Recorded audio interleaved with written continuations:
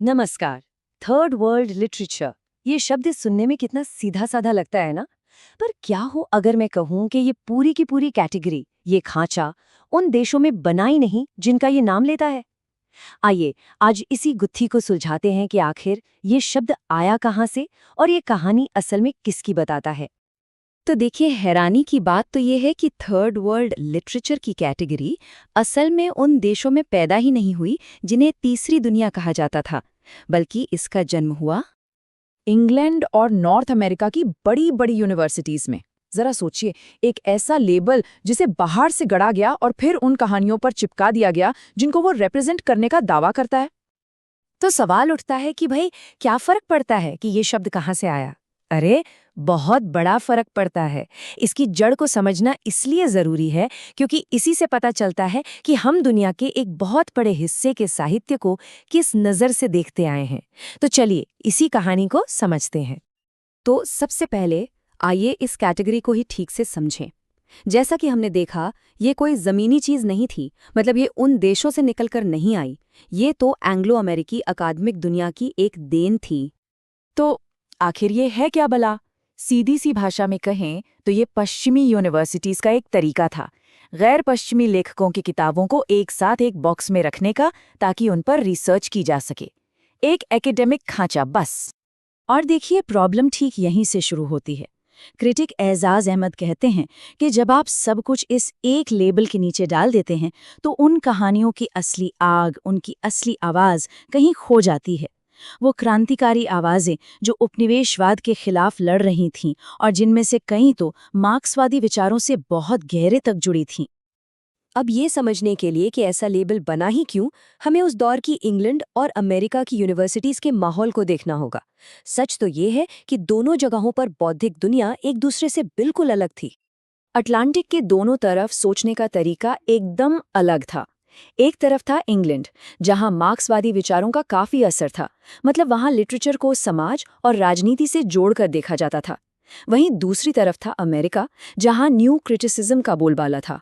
और ये थ्योरी कहती थी कि किसी किताब को समझने के लिए उसे उसके सामाजिक राजनीतिक माहौल से बिल्कुल अलग करके देखो।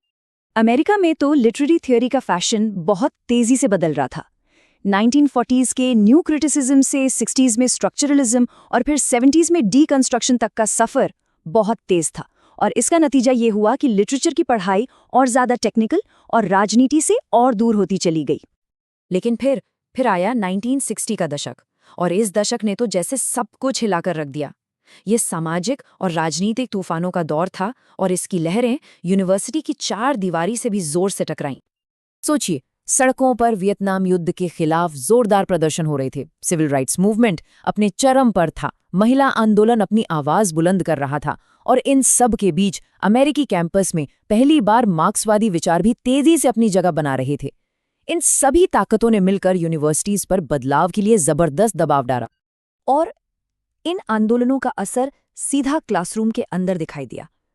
अकादमिक दुनिया को एक तरह से कहें तो मजबूरन पहली बार नस्ल, जेंडर और उपनिवेशवाद जैसे मुद्दों को अपने सिलेबस में गंभीरता से शामिल करना पड़ा। अब यहाँ से कहानी एक बहुत ही दिलचस्प मोड़ लेती है। 1970 के दशक के बीच तक आते आते 60 के दशक की वो क्रांतिकारी ऊर्जा खत्म नहीं हुई, नहीं, बल्कि उसने अपनी दिशा बदल ली। ये बदलाव हुआ कैसे? देखिए, पहले तो दुनिया भर में क्रांतिकारी आंदोलन अपने पीक पर थे। फिर 70 के दशक के बीच तक सड़कों पर ये लहर थोड़ी धीमी पड़ने लगी, लेकिन इसकी जो एनर्जी थी वो गायब नहीं हुई। वो यूनिवर्सिटीज के अंदर चली गई, और वहां भविष्य की क्रांति पर बात करने के बजाय अब सारा ध्यान अतीत के उपनिवेशवाद की आलोचना पर लग गया। यानी एकेडमिक दुनिया का फोकस पूरी तरह से शिफ्ट हो गया। पहले नजर भविष्य पर थी, एक समाजवादी क्रांति की उम्मीद पर। अब नजर अतीत पर टिक गई थी, गुजरे हुए औपनिवेशिक इतिहास की आलोचना और विश्लेषण पर। और इसी बड़े शिफ्ट, इसी बड़े मोड़ का नतीजा था कि थर्ड वर्ल्ड लिटरेचर और कॉलोनियल डिस्कोर्स एनालिसिस जैसे एकेडमिक फील्ड्स का जन्म हुआ। ये सीधे तौर पर उसी बदली हुई सोच की पैदाइश थे।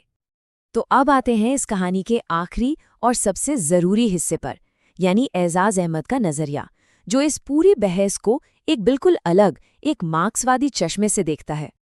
इन दोनों नजरियों में जमीन आसमान का फर्क है। देखिए, जहां एक तरफ कॉलोनियल डिस्कोर्स एनालिसिस सिर्फ राष्ट्र और साम्राज्य की बात करता है, वहीं अहमद का नजरिया सीधे सीधे क्लास यानी वर्ग और उत्पादन के तरीकों पर फोकस करता है। एक का मकसद सिर्फ इतिहास की आलोचना करना है, तो दूसरे का लक्ष्य असल दुनिया में क्रांतिकारी बदलाव लाना है। अहमद की सबसे बड़ी आपत्ति यही है। उनका कहना है कि जब हम हर कहानी को सिर्फ राष्ट्रवाद के चश्मे से देखने लगते हैं तो हम एक बहुत बड़ी और ज़रूरी तस्वीर को नज़रअंदाज कर देते हैं, और वो तस्वीर है क्लास स्ट्रगल की, वर्ग संघर्ष की और कम्युनिस्ट विचारधारा से प्रेरित कला और राजनीति के उस पूरे लंबे इतिहास की जो इस एक लेबल के नीचे कहीं दबकर रह जाता है। और आखिर में यह हमें एक बहुत बड़े सवाल के साथ छोड़ जाता है। क्या जिस तरह से हम आर्ट को, लिटरेचर को अलग अलग बक्सों में बांटते हैं, वही ये तय कर देता है कि हम उस कला के अंदर क्या देख पाते हैं और क्या देखने से चूक जाते हैं? ये एक ऐसा सवाल है जो इस पूरी बहस के केंद्र में है।